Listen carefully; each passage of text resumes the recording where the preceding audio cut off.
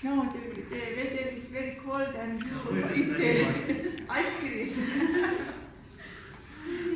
It's better to eat it in cold. It's better to eat it It's in better the cold. to eat it in It cold does not rather melt than that hot. way. I agree.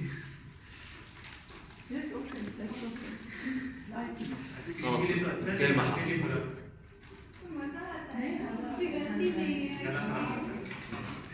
When we prepared a slide from the pituitary gland, we can see this picture. The whole of the pituitary gland, the infundibulum, the pars nervosa that form together the posterior pituitary gland, and this part is the anterior pituitary gland, that all part enclosed by the capsule. That again, as you see here, because of the different derivation, they have different structures under microscope. The anterior pituitary gland, as I said previously, again, all of the glands surrounded by the capsule, that this capsule is a type of dense connective tissue that sends some trabecula inside of the glands and divided the glands to some small lobules, and also the vessels, nerves or others go to deepest part of the glands. The first part of the adenohypophysis or anterior pituitary glands, named as the pars distalis, that occupy most part of the anterior pituitary gland. Based on the affinity of the cells to the dyes, they divided to the chromophil and chromophobe, like the stain afraid from the stain. Again, the chromophil cells that like the dyes or stain, based on their affinity to the acidic dyes or basic dyes, divided to acidophil and basophil cells. You know the acidophil cells, yes, acid means they like the acidic dyes under microscope. They have the pink or red color cytoplasm, but the basophil cells have the basophilic or purple color cytoplasm. The acidophil cells are two types, as somatotropic cells and mammotropic cells. Somatotropic cells produce the growth hormone, and mammotropic or lactotropic cells produce the prolactin. That you know, the growth hormone have receptors on the bones, muscle, joints involved in the growing of our body, and the prolactin involved in the milk secretion. Somatotropic cells are more than others. Yes, the most abundant cells in the adenohypophysis are the somatotropic cells. The basophil cells have three types, as gonadotropic, corticotropic, and thyrotropic cells. Gonadotropic cells are just one type of the cells that produce two types of hormones, as follicle-stimulating hormones and luteinizing hormone, that both of them have receptors on the sexual gonads. Corticotropic cells produce at first one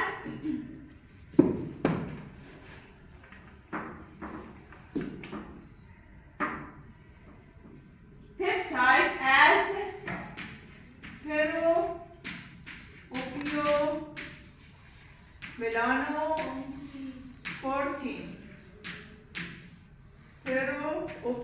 Melanocortin, POMC. That is a peptide that after some post-translational changes, as maybe the cleavage or assembling or other things, is broken to the ACTH and LPH, other that control the adrenal gland, and lipotrophin hormone that have receptors on the muscles and also in the nervous system. The thyrotropic cells produce the thyroid stimulating hormone that have receptors on the thyroid. They control the thyroid glands. The POMC is a paraprotein. The POMC is not functional, should be cleaved to the ACTH and also LPH, that these two hormones have function. The thyrotropic cells are less than others. The chromophobe cells don't have affinity to the dyes. Maybe they are the stem cells or undifferentiated cells in the pituitary glands that then after the differentiation they can produce these 5 of the cells, and some scientists believed they are the granulated cells that are here. All of these cells produce their hormones, storing them in their cytoplasm because of it under microscope they have the stain, and we can identify the acidophil and basophil cells and also chromophobe cells from together by their structures, the stain of the cytoplasm. Because the somatotropic cells are acidophil and they are more than, we can identify the acidophil cells very easily. Yes, the red or pink color nucleus that are more. The basophil cells have basophil cytoplasm, and chromophobe cells, they, for example, as these, their cytoplasm don't have any color. Their cytoplasm have white or grayish color. And also, because the glands included the capillaries, we can find between the cells some flat nucleus that all of them are endothelial cells that line the sinusoid. Sinusoid are the wider capillaries compared to fenestrated capillaries. Because the size of the hormones these hormones are large, yes, mostly in the glands, the capillaries are the sinusoid type because they included the large pores in their wall, and the hormones can exchange very easily from the bloodstream and release to inside of it. In the pathology, for example, for the identification of the pituitary glands disease, the pathologists do the immunohistochemistry for identification of the cells. For example, the basophil cells have 3 types, yes, that all of them have basophil cytoplasm. But if we want to identify, for example, just thyrotropic cells, we do the special staining for identification of them. Pars tuberalis is a part that incompletely sheeted the infundibulum, included just the mostly basophil cells as gonadotropic cells that produce the FSH and LH, and the pars intermediate that located between the adenohypophysis and neurohypophysis in the human mostly included some cysts that fill by colloid, that these cysts are remnants of the Radke pouch, the part that derived from the stomodium, lost its connection to stomodium, and remnants of it see on the pituitary glands as the cyst that fill by colloid and don't have any function, just maybe they fill by more colloid and form the hypophyseal cyst that they can act as the enlargement of the pituitary glands and pressure to the optic chiasma. The cells are in the pars intermediate are the corticotropic cells that produce the POMC. That POMC in the pars intermediate broken to melanocyte stimulating hormone, lipotrophin and beta endorphin. That this part is not developed in the human. Mostly included the cyst, and then in the human, the melanocyte stimulating hormone is very few, but in the reptile and the animals that can change their skin color or others, yes, this part is well developed that produce these hormones that can activate the melanocyte in the skin.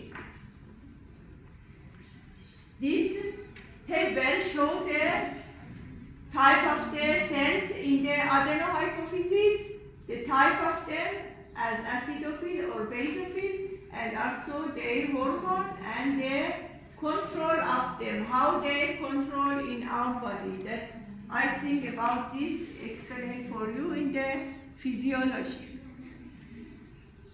The adenohypophysis secretion mostly controlled by the feedback as a negative feedback. It means the pituitary glands produce hormones such as TSH, ACTH, yes, that have receptors in other glands.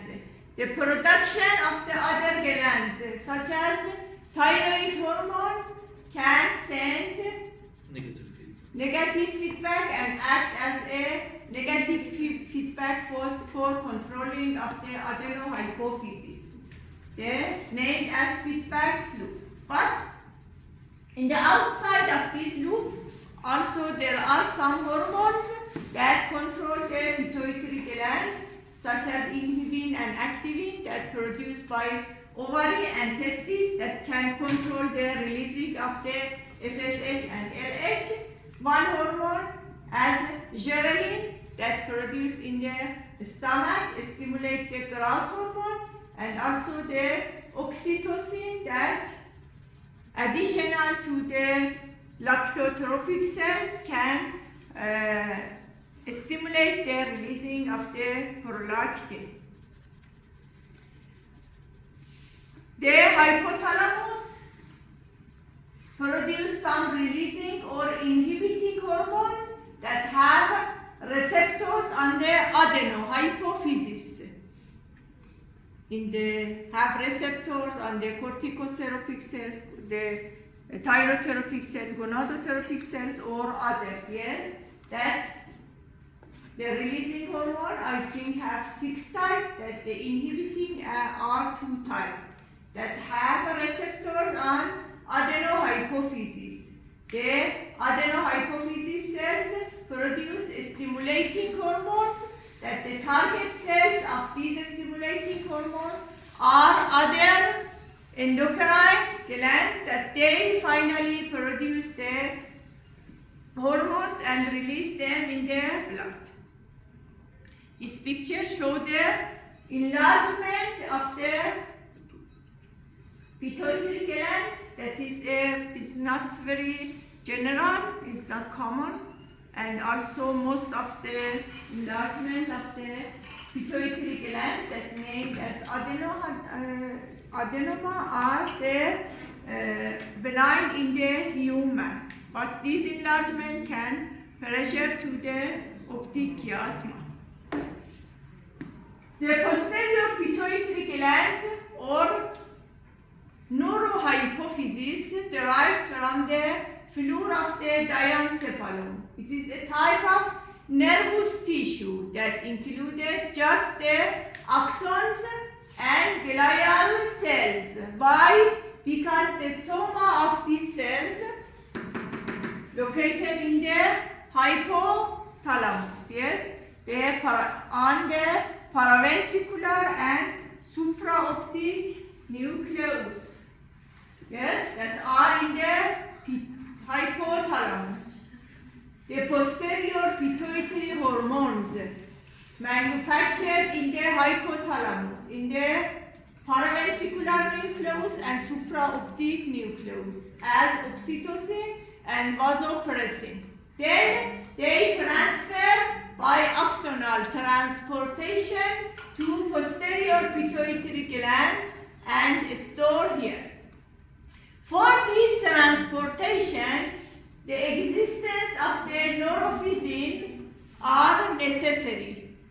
Neurophysins act as a carrier that both of these hormones and also neurophysin produce in the neurosecretory cells in the hypothalamus. The complex of the hormone and neurophysin transfer by axonal transportation to posterior pituitary glands and finally released from here. The oxytocin produced in the paraventricular nucleus joined to the neurophysin type 1. This complex of the oxytocin and neurophysin transfer to posterior pituitary, released to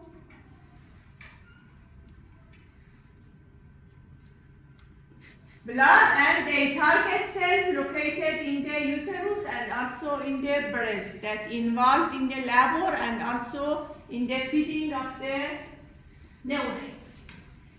The vasopressin produced in the supraoptic nucleus of hypothalamus.